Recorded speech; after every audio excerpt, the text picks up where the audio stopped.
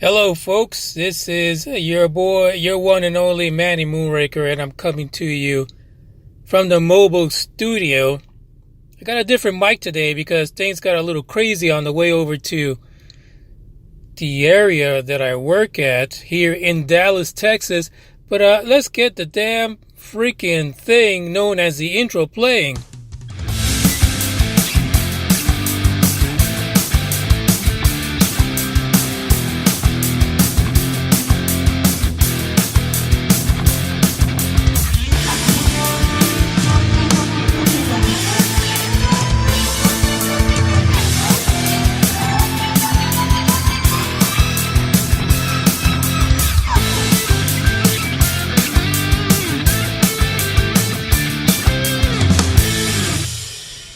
Yeah, that's right. I still got mic problems going on. You would think someone that does a podcast would know that they should have a mic handy and should carry it around every time. I mean, I should have one in my car. I should have one tied to Bug the UFO Hunter, the dog. Incidentally, Bug the UFO Hunter apparently is becoming quite popular with the the doggy merchandise crowd because he's got like people asking him to pose and model doggy stuff. How does this happen? I mean, he's only been on Instagram maybe a month or two and he's already got all these deals. It's like I'm chopped liver. It's a UFO podcast, people. UFO. But Bug the UFO Hunter, the Boston Terrier with an attitude, has got himself a couple of modeling gigs. This is the craziest thing I've ever been through. Bananas. I just don't know. How does this happen? How does this happen to me? Something positive does happen, though, because I want to give a shout out from Instagram, Wildwood Bad Boy. Wildwood Bad Boy. He hit me up. He hit me up on Instagram and he said, hey, in a few words, I like you, what you're doing, man, Moonraker, you're cool. I even tell my friends about you.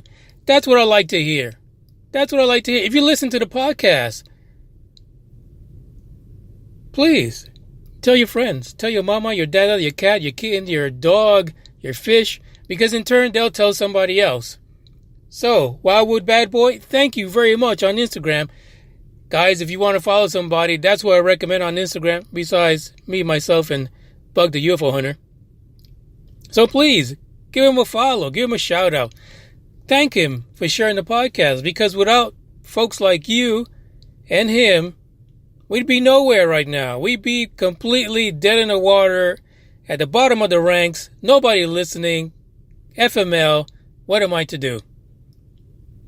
But in case this inspired you, in case this is what you needed to hear to inspire you to follow the podcast and myself and the model dog, check us out on Twitter at UFO Buster Radio, Instagram at Manny Moonraker, the Facebook pages Manny Moonraker and of course UFO Buster Radio, and lastly Google plus Manny Moonraker. Now I bring up Google Plus because I told you guys over about a month ago. I say, hey, you guys, I'm back on Google, so, give me a shout out, give me a whatever. But I even told you that Google makes it really easy to start off a survey. Basically, I went hog wild just doing a bunch of surveys on Google Plus, right? Because it was so easy and it's so interactive and people really like responding. No fucks given, but everywhere else, people just do not do the freaking poll thing. They'll give you a like. Well, no, I asked the question. Why can't you just answer yes or no? It's that easy. So going on to last episode, 122. By the way, this is 123. So I don't even think I said it because I came on this freaking podcast fired up today. But anyway, to just get off of that 122 thing, we kind of ended it with the whole kind of crazy story about the White House getting together some hearings because they on ATIP and Deuce Bigelow, the Space Gigolo, because they wanted to know what happened with the money. But of course, that was all a bunch of craziness that was coming out of the mind of someone which I'm not going to name because I don't want to anymore. But that was the article was. They were assuming because they heard things here and there, blah, blah, blah. So it got me thinking. We have this thing, change.org, and we have all these places we could put together petitions. And I said, why not put together a petition? But first I had to ask a question. And the question starts, of course, as any politically charged freaking question out there that you go to answer that's going to move you to do anything. It always starts with we the people, right? We the people. And I used it because we the people seems to mean something to some people. As a matter of fact, to some people, it means a lot. It means everything. It means the fact that you get to drive around in a nice car without having government police chasing you around or taking your stuff or only supplying you toilet paper once a month. So we the people means a lot. So that's the way I started it. And the idea behind this was basically asking a question. Do you think you Google lovelies? Do you think that the government needs to come in, White House, Congress, whatever, and hold hearings as to what happened to the millions of dollars that went into the whole ATIP situation?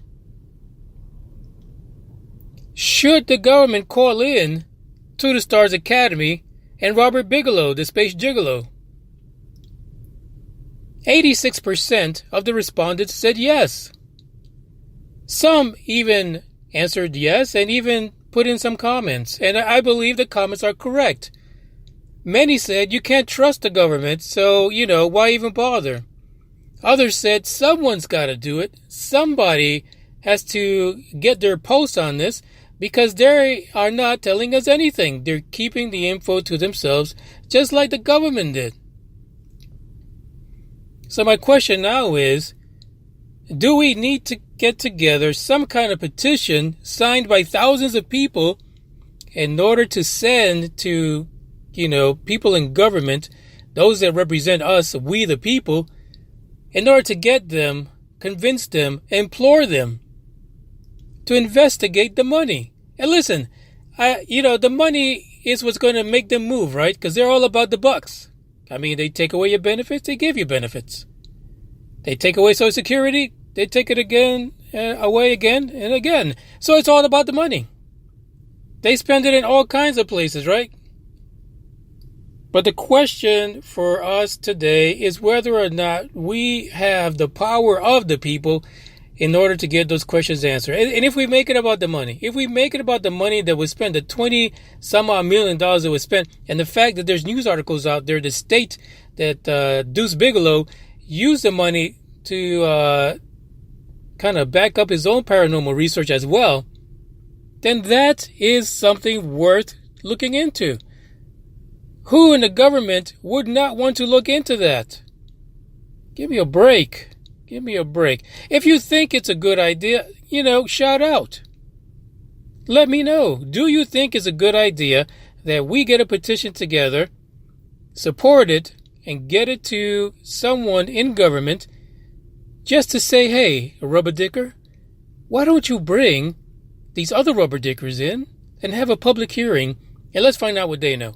Now, are we going to get all the info? No. But I guarantee you that some intrepid-minded people out there are going to see these guys out in public going into a hearing, and they will monitor their activities really closely, because when you're called into some kind of a public forum by the government, you tend to shuffle things around. You tend to hide things, you put things in the shredder, stuff like that. Things only rubber dickers do. Maybe this is what's going to get the info out. People will investigate, and maybe we'll get some answers as to what the heck is happening. The link to the survey is in the description of this podcast towards the bottom. Feel free to go into the survey and put in your 2 cents. That's what it's there for.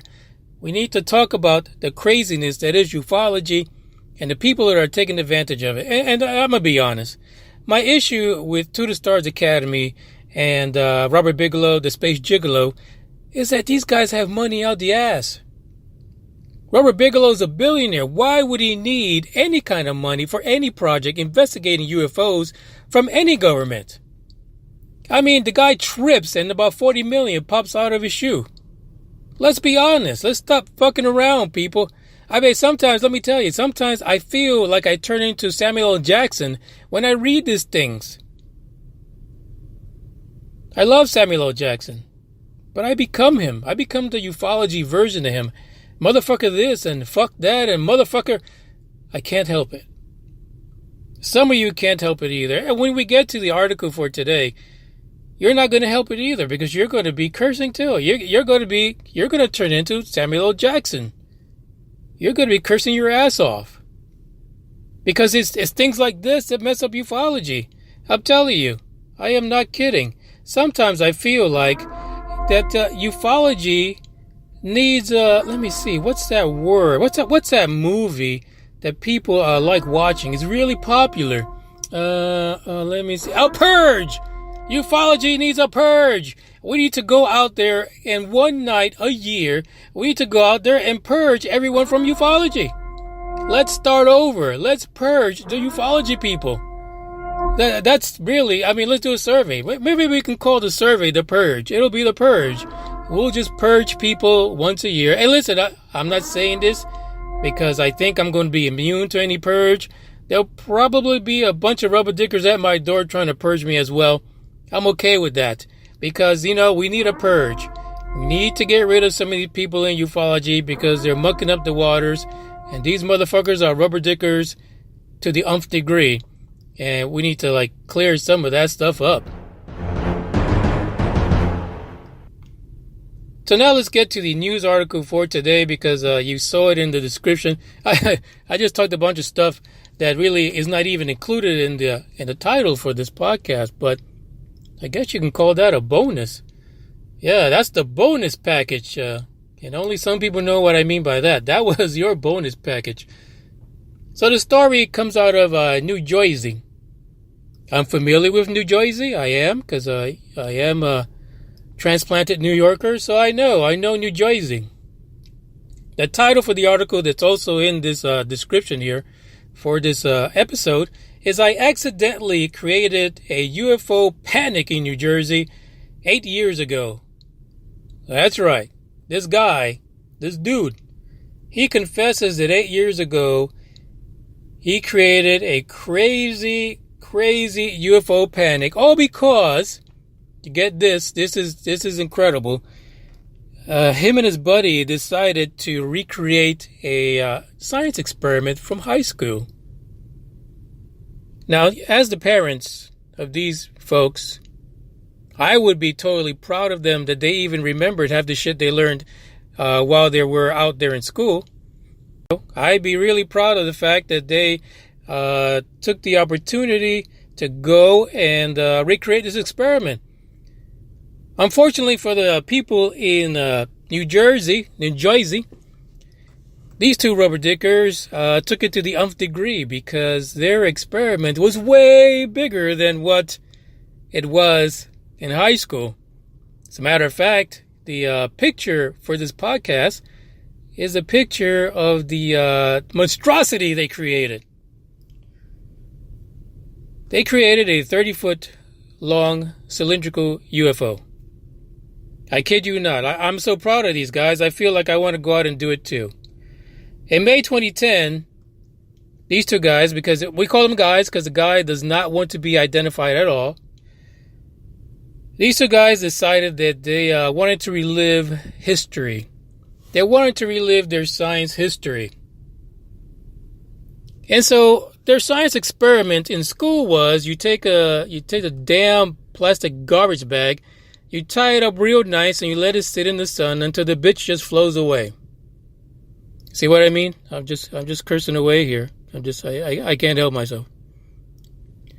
But these two guys, really, it was not enough to use a hefty bag.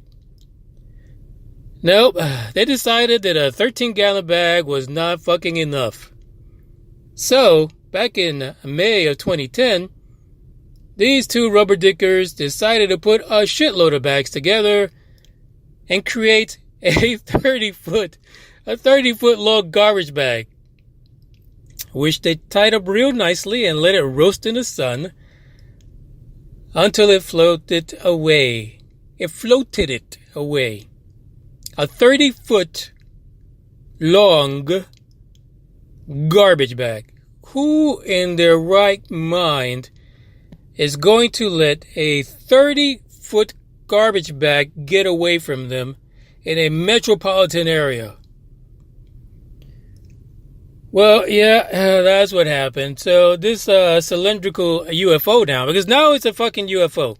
Now people are, walking around New Jersey minding their damn business. They're probably at the corner getting some Italian icy somewhere, and this fucking 30-foot UFO goes overhead. Silent, because UFOs make no damn noise. They're silent as fuck.